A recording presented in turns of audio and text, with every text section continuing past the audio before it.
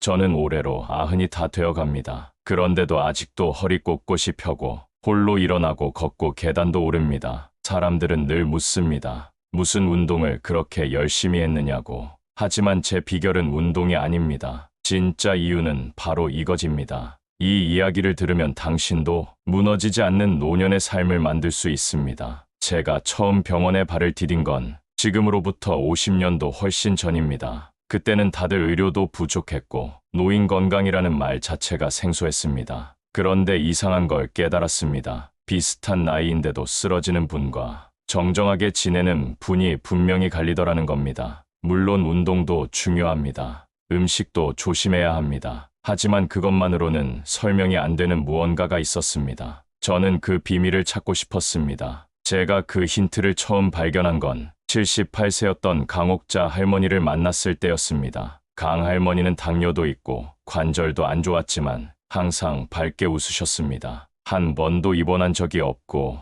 아주 정정하게 다니셨습니다. 그분을 진찰하면서도 무엇이 이분을 다르게 만드는지 궁금했습니다. 그래서 진료 후에 조심스레 여쭈었습니다. 무엇이 건강의 비결이냐고요? 그분이 웃으며 말씀하셨습니다. 아무리 아파도 사람 속에서 살아야 한다고요. 그 말이 제 가슴을 때렸습니다. 아무리 약을 써도 몸은 결국 마음을 따라간다는 걸 그때 처음 깨달았습니다. 몸보다 먼저 무너지는 건 사실 마음이라는 걸 알았습니다. 사람들과 단절되고 쓸모없다고 느끼고 기댈 곳이 없다고 느끼는 순간 몸도 함께 주저앉기 시작합니다. 이건 단순한 감정의 문제가 아닙니다. 과학적으로도 이미 밝혀졌습니다. 외로움은 고혈압을 유발합니다. 심장 박동이 불규칙해지고 면역력도 눈에 띄게 떨어집니다. 우울감은 관절염을 더 아프게 만들고 소화도 안 되고 잠도 깊이 들지 못하게 합니다. 결국은 작은 감기도 이겨내지 못하고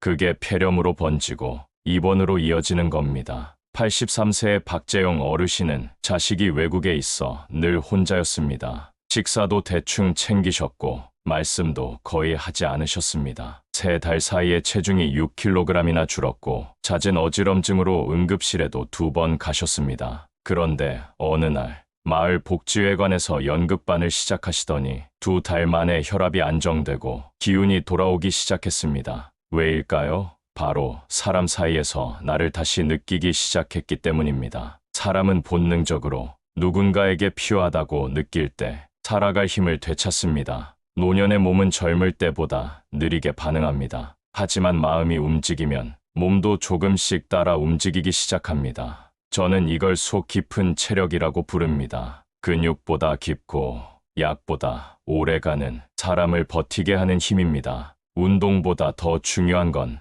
일상에서 연결을 회복하는 것입니다. 혼자서 밥 먹는 시간에 조금 늦게 먹더라도 이웃에게 전화를 거십시오. 동네 작은 모임에 나가는 것만으로도 우리 몸 안의 면역세포는 달라지기 시작합니다. 하루에 10분이라도 누군가의 말을 들어주는 것만으로도 뇌의 인지 기능은 살아납니다. 85세의 김영자 어르신은 무릎 수술 후 한동안 밖에 나가지 못했습니다. 그러다 동네 초등학교에 할머니 동화 읽어주기 자원봉사를 시작하셨습니다. 아이들의 눈을 바라보며 이야기 나누는 그 시간 동안 아프던 다리 통증이 한결 덜해졌다고 하셨습니다. 그 후로는 지팡이도 자주 놓게 되셨고 밤에도 푹 자게 되셨습니다. 몸이 회복된 것이 아닙니다. 살아있다는 감각이 회복된 겁니다. 저는 여러분께 이렇게 말씀드리고 싶습니다. 운동은 좋습니다. 음식도 중요합니다. 하지만 그보다 앞서 하루에 한 번은 꼭 사람 속에 있어야 합니다. 내가 누군가에게 여전히 의미 있는 존재라는 것을 내가 여전히 말할 수 있고 웃을 수 있고 무언가를 줄 수 있다는 걸 느끼는 것이 건강의 진짜 시작입니다. 지금도 병원에 오시는 많은 어르신들 중 몸보다 먼저 마음이 아픈 분들이 많습니다. 그 마음을 안고 그냥 버티기만 하면 몸이 알아채고 먼저 무너집니다. 하지만 단 한 사람, 단 한 통의 전화, 단 한 줄의 편지가 사람을 다시 세웁니다. 저는 올해로 90을 바라봅니다. 요즘도 하루 한두 명씩 진료를 봅니다. 저를 살게 한 것은 이 일이 아니라 사람이었습니다. 나를 기다리는 사람이 있다는 감각, 내가 여전히 필요한 사람이라는 느낌, 그게 저를 여기까지 버티게 한 힘입니다. 당신도 할 수 있습니다. 비싼 약보다, 근사한 보양식보다 당신의 하루 속 작은 연결 하나가 무너지지 않는 인생을 만들어 줍니다. 한번 해보십시오. 먼저 연락해 보십시오. 먼저 문을 열어보십시오. 먼저 웃어보십시오. 몸은 따라옵니다. 그렇다면 구체적으로 어떻게 해야 이 마음의 체력을 키울 수 있을까요? 운동은 아침에 일어나서 하면서, 마음의 운동은 어떻게 하는 걸까요? 제가 가장 먼저 권하는 것은 하루 한 번 목소리를 내는 것입니다. TV를 보는 것도 좋지만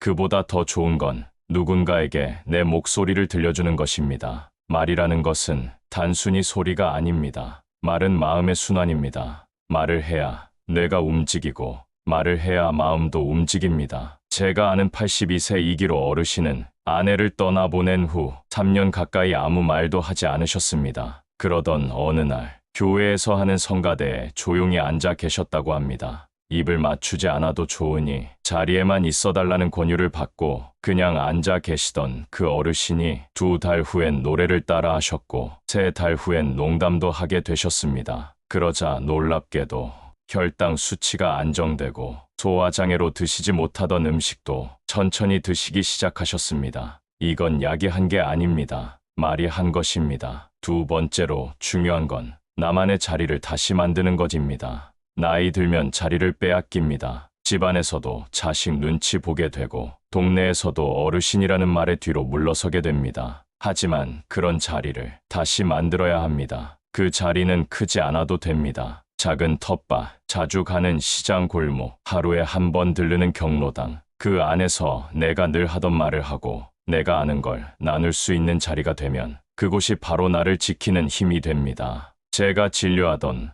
보건소의 79세 윤복심 어르신은 고혈압으로 몇 번이나 쓰러지셨던 분이셨습니다. 하지만 동네 어린이집에 옛날 이야기 들려주는 어르신으로 봉사를 시작하신 뒤 1년 넘게 한 번도 병원에 실려오지 않으셨습니다. 그분의 혈압을 낮춘 건 약이 아니라 내가 여전히 쓸모 있는 사람이라는 자각이었습니다. 자리는 바로 그것을 가능하게 만듭니다. 세 번째는 몸이 아닌 감정을 먼저 돌보는 것입니다. 우리가 몸이 아플 때 먼저 찾는 건 약입니다. 하지만 정말 중요한 건 그 아픔이 어디서부터 시작됐는지를 살피는 일입니다. 속이 안 좋을 땐 혹시 최근에 걱정한 일이 있었는지, 잠이 안 올 땐 혹시 마음속 깊은 외로움이 있었는지, 무릎이 욱신거릴 땐 혹시 요즘 삶이 무겁게 느껴지진 않았는지, 몸의 증상은 대부분 감정의 결과입니다. 한 번은 이런 분도 계셨습니다. 84세 조남수 어르신은 무릎 통증으로 수년을 고생하셨습니다. 주사도 맞고 물리치료도 받았지만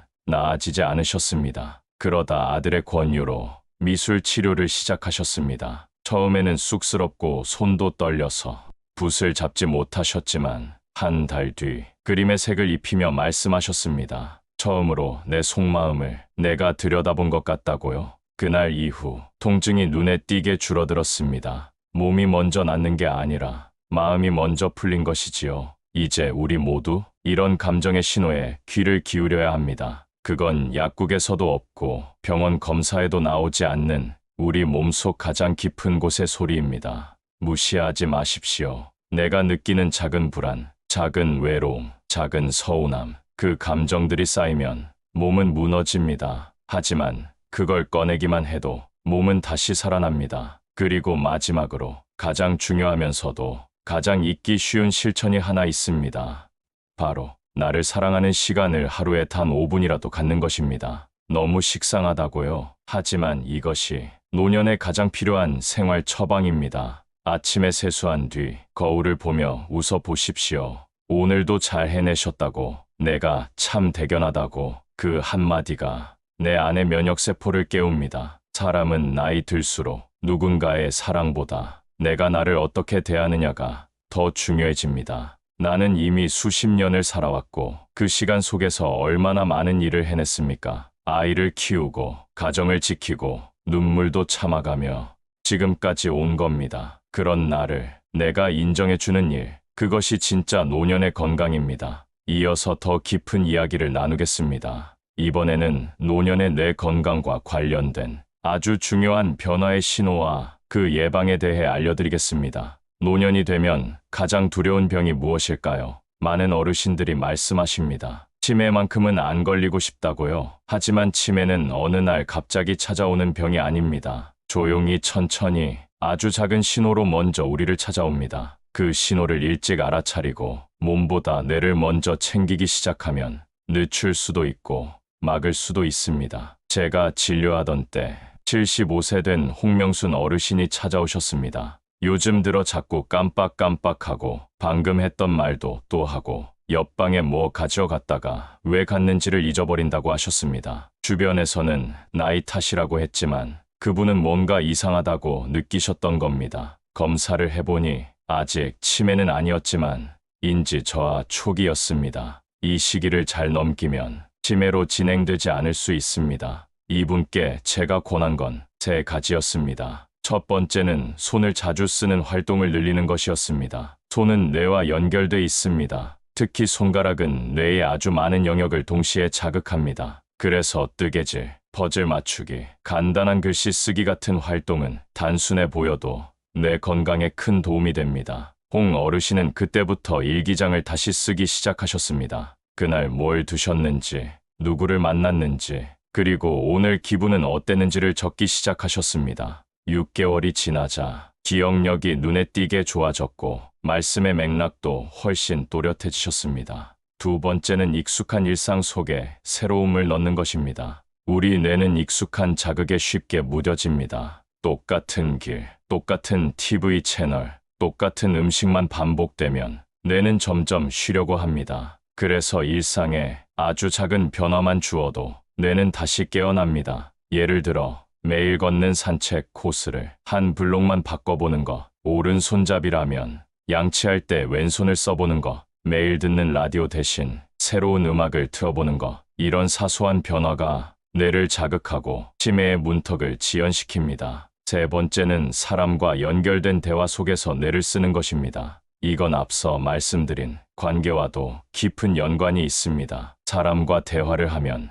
뇌는 동시에 수많은 계산을 합니다. 상대의 표정을 읽고 말의 뜻을 이해하고 내 생각을 어떻게 표현할지를 고민합니다. 이게 바로 뇌 전체를 동시에 쓰는 최고의 훈련입니다. 그래서 대화는 약보다 더 좋은 치매 예방입니다. 저는 여러분께 이런 대화를 하루에 한 번은 꼭 가지시라고 말씀드립니다. 가까운 친구에게 안부 전화를 해보십시오. 손주에게 오늘 본 TV 이야기라도 해보십시오. 그 대화가 뇌를 자극하고 기억을 붙잡고 생각의 끈을 이어주는 힘이 됩니다. 81세 된 최정래 어르신은 치매 초기 진단을 받고 우울감이 심해지셨습니다. 하지만 딸의 권유로 지역 노인복지관에서 하는 생활회고 그룹에 참여하시게 되었습니다. 과거의 사진을 꺼내고 젊은 시절 이야기를 나누는 활동이었는데 그 속에서 자신의 기억이 살아나고 감정이 다시 움직이기 시작했다고 하셨습니다. 그 모임을 1년간 지속한 뒤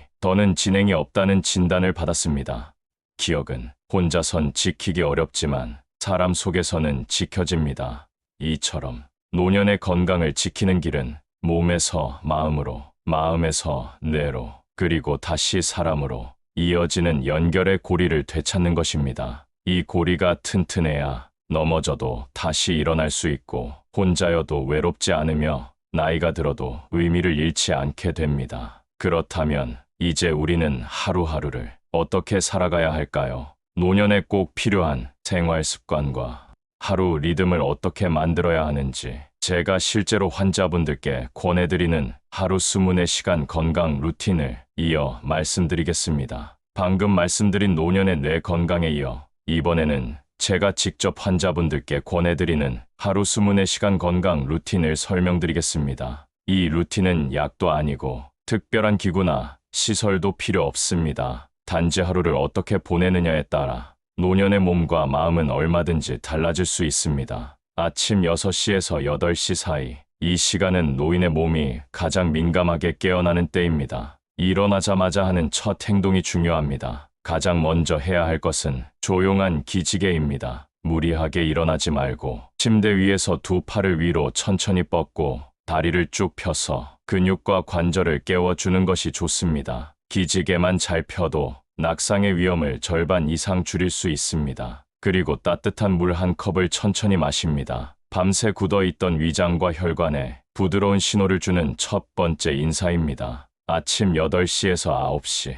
아침 식사는 단순하게, 그러면서도 단백질은 꼭 포함되게 하십시오. 계란 1개, 두부 1조각, 혹은 멸치볶음 1젓가락. 아침 단백질은 낮의 활동력을 좌우합니다. 이 시간에는 신문을 읽거나 TV 뉴스를 잠시 보시는 것도 좋습니다. 단 너무 오래 보지 마십시오. 정보는 좋지만 수동적인 자극은 오히려 뇌를 피곤하게 만듭니다. 오전 9시에서 11시.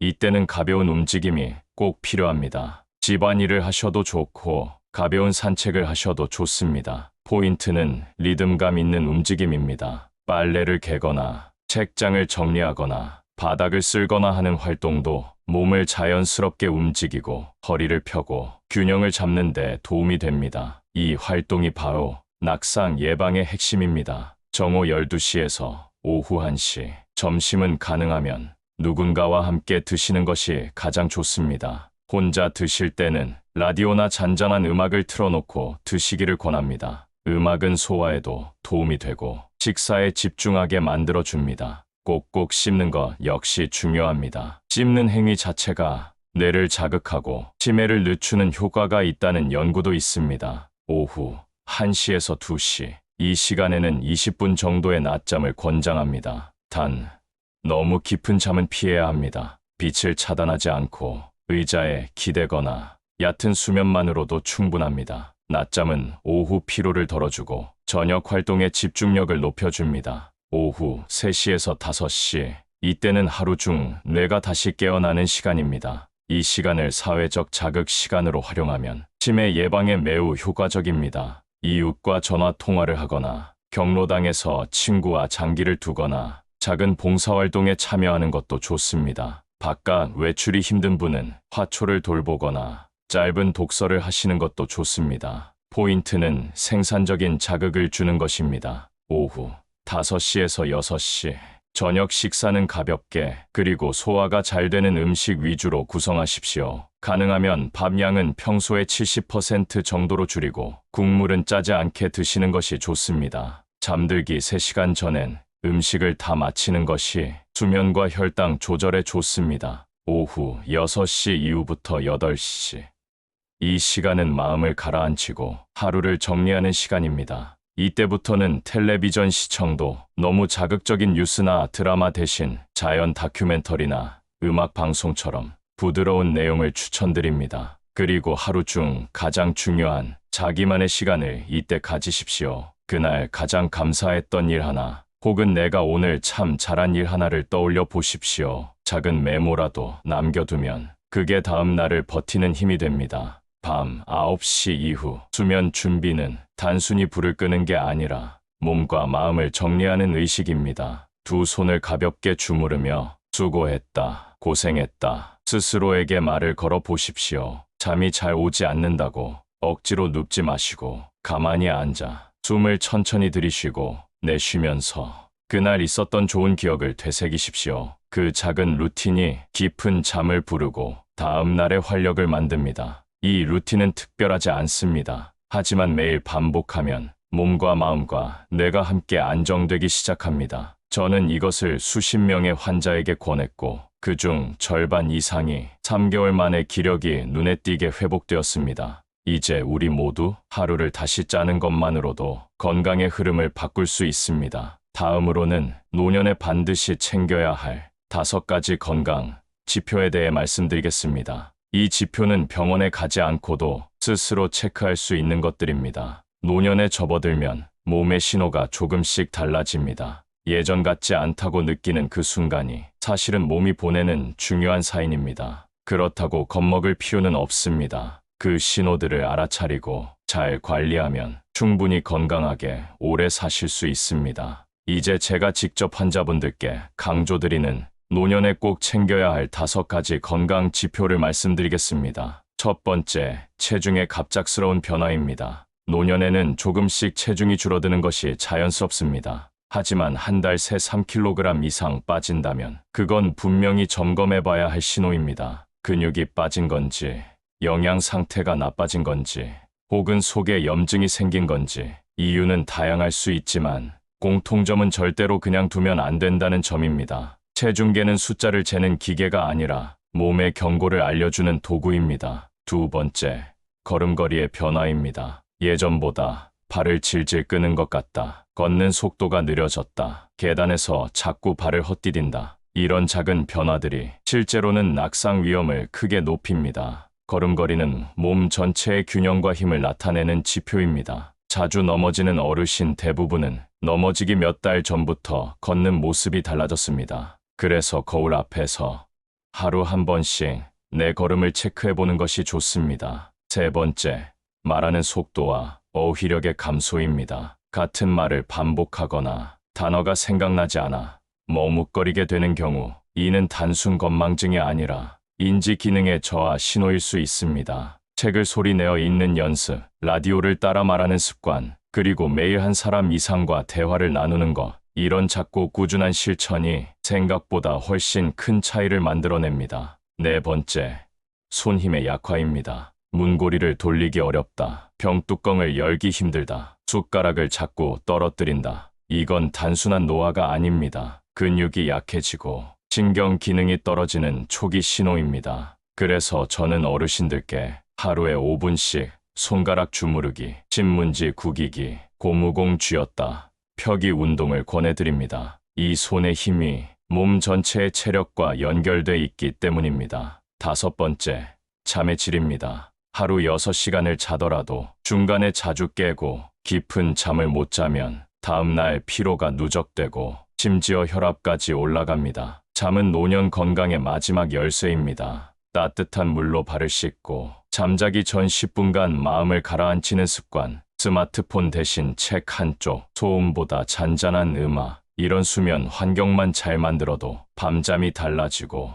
그 다음 하루가 달라집니다. 이 5가지 지표를 오늘부터라도 하나씩 점검해 보시기 바랍니다. 몸이 보내는 사인을 우리가 먼저 알아채야 건강을 지킬 수 있습니다. 더 늦기 전에, 더 아프기 전에 조금만 귀를 기울이면 됩니다. 제가 진료실에서 수없이 만난 어르신들의 공통된 말씀이 있습니다. 이렇게 될 줄 몰랐다고요. 이렇게 빨리 변할 줄 몰랐다고요. 그 말씀을 들을 때마다 마음이 아팠습니다. 그래서 이 말씀을 꼭 드리고 싶습니다. 지금부터라도 괜찮습니다. 몸은 생각보다 빠르게 반응합니다. 80이든 90이든 아무리 늦은 것 같아도 지금이 가장 빠른 때입니다. 우리의 몸은 어떤 순간에도 살고 싶어 합니다. 조금만 도와주면, 조금만 신경 써주면 다시 움직이려 하고 다시 일어서려 합니다. 저는 그 기적을 수없이 보아왔습니다. 그리고 여러분도 그 기적의 주인공이 될 수 있습니다. 오늘 이야기가 여러분께 조금이라도 힘이 되었기를 바랍니다. 혹시 여러분도 오늘 들으신 내용 중 마음에 남는 이야기가 있으신가요? 혹은 직접 겪으신 경험이나 가족 중에 비슷한 사례가 있었던 분들 계신가요? 댓글에 남겨주시면 다른 분들께도 큰 힘이 될 수 있습니다. 이야기를 나누는 것만으로도 이미 치유는 시작됩니다. 긴 이야기 끝까지 들어주셔서 고맙습니다. 다음 이야기에서 또 건강하게 인사드리겠습니다. 고맙습니다.